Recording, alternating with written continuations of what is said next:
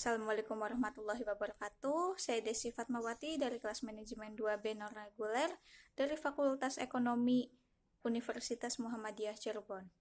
Di video kali ini saya akan memaparkan tentang resumen tugas dari Bapak Dadang Priyono SE MPA tentang UMKM, aplikasi pemasaran produk UMKM berbasis Android sebagai strategi meningkatkan perekonomian Indonesia. Langsung saja untuk mempersingkat waktu, yang pertama resumen yang akan saya sampaikan yaitu pendahuluan. UMKM berperan untuk menambah lapangan kerja di Indonesia. Pasalnya, peran dan andil UMKM dalam perekonomian nasional terbilang strategis dari unit usahanya yang mendominasi. Tingginya penyerapan tenaga kerja, besarnya kontribusi dalam pembentukan produk domestik bruto nasional, dan sumbangannya terhadap nilai ekspor. Kendala UMKM untuk saat ini adalah mengenai pemasaran yang masih terbatas karena mengalami kendala dalam standar mutu. Untuk itu, pemanfaatan teknologi informasi dan komunikasi perlu digunakan oleh UMKM lokal untuk menghadapi persaingan pasar global agar produk bisa cepat maju dan dikenal masyarakat luas, baik masyarakat nasional maupun internasional. Poin yang kedua adalah metodologi. Metode yang digunakan yaitu metode deskriptif kualitatif. Metode deskriptif yaitu membuat observasi dan kemudian menarik kesimpulan. Metode kualitatif cenderung menggunakan deskriptif dan analis. Proses dan makna perspektif subjek lebih ditonjolkan dalam metode ini. Jenis penelitian yang digunakan dalam hal ini yaitu studi kasual. Pada penelitiannya untuk mengidentifikasi sebab dan akibat. Landasan teorinya pun sesuai fakta yang ada di lapangan. Analisis diperoleh dari berbagai pemilik UMKM di Indonesia. Yang ketiga, hasil dan pembahasan. UMKM merupakan konsep tentang sistem pemasaran produk hasil UMKM Indonesia dalam menembus pasar bebas ASEAN dengan aplikasi Android. UMKM ini dilindungi oleh pemerintah dan diawasi oleh pemerintah. Poin yang pertama yaitu pihak-pihak yang dipertimbangkan dalam mengimplementasikan gagasan. Yang pertama tentunya peran pemerintah. Perannya sebagai pengawas, pengontrol, dan pengakumulasian dana dari pelaksanaan program. Yang kedua yaitu Kementerian Koperasi dan UMKM. Tugasnya sebagai pelaksana membuat kebijakan, pengawas dan menentukan hasil produk UMKM, dan sebagai pihak yang berwenang untuk mengeluarkan sertifikat penjamin mutu.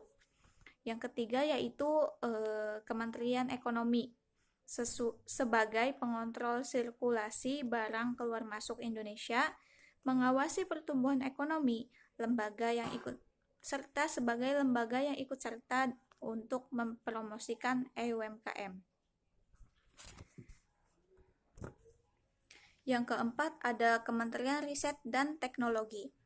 Tugasnya untuk menyelenggarakan urusan di bidang riset, ilmu pengetahuan, dan teknologi dalam pemerintahan untuk membantu presiden dan menyelenggarakan negara.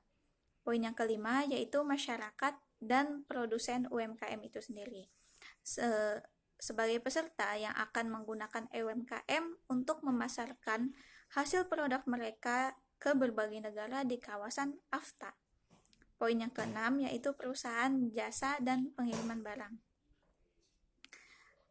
Di sini tugasnya sebagai mitra kerja pemerintah dan produsen UMKM dalam memasarkan produknya baik dalam maupun luar negeri hingga barang sampai kepada tangan konsumen dengan keadaan baik dan utuh. Poin yang kedua yaitu langkah-langkah strategis dalam mengimplementasikan konsep UMKM. Yang pertama tahapannya yaitu tahap pembuatan aplikasi. Yang kedua ada tahapan sosialisasi dan pendataan serta sertifikat produk UMKM. Di sini, sosialisasi dilakukan di seluruh daerah di Indonesia, baik di kota maupun hingga ke pelosok desa.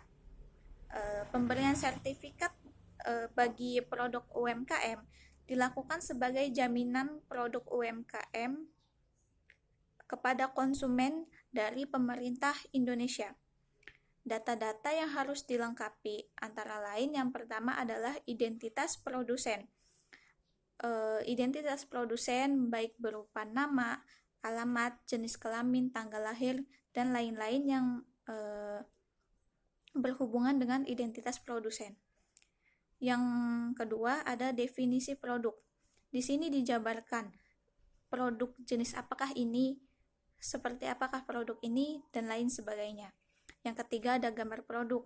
Di sini tujuannya untuk memperlihatkan kepada konsumen seperti apakah produk ini, bentuknya seperti apa, besarnya segimana, dan lain sebagainya. Yang keempat ada harga. Hal ini wajib dicantumkan dalam produk UMKM ini.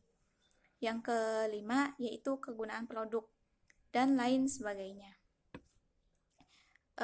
Tahapan yang ketiga yaitu ada tahapan input data produk UMKM yang bersertifikat ke web. Hal ini dapat dilakukan oleh pemerintah maupun oleh produsen itu sendiri karena dikasih password dan username untuk memudahkan produsen UMKM untuk dapat mengubah produk apa yang akan dia input. Yang keempat, yaitu tahapan pengiriman barang. Hal ini juga dapat dilakukan oleh produsen maupun dibantu oleh pemerintah. Oke, selanjutnya yang terakhir yaitu kesimpulan. Kesimpulannya yaitu hilirisasi bertujuan untuk menghasilkan nilai tambah produk, memperkuat struktur industri, dan membuka lapangan kerja dan peluang usaha di dalam negeri, khususnya di Indonesia. Konsep UMKM merupakan terobosan baru untuk memasarkan produk UMKM dalam menembus pasar ASEAN agar produk UMKM lebih maju lagi dan lebih berkembang lagi.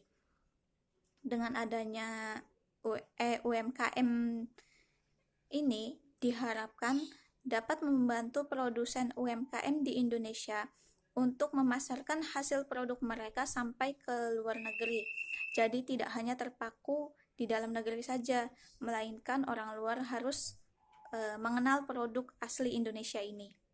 Serta dan yang terakhir dapat meningkatkan perekonomian di Indonesia menjadi lebih baik lagi. Tujuan lainnya yaitu untuk mengurangi angka pengangguran di Indonesia agar masyarakat Indonesia lebih produktif dan kreatif lagi untuk mengembangkan bakat-bakatnya. Itu saja yang dapat saya sampaikan dari ulasan yang saya rangkum. Kurang lebihnya saya mohon maaf. Wabillahi taufik wal hidayah. Wassalamualaikum warahmatullahi wabarakatuh.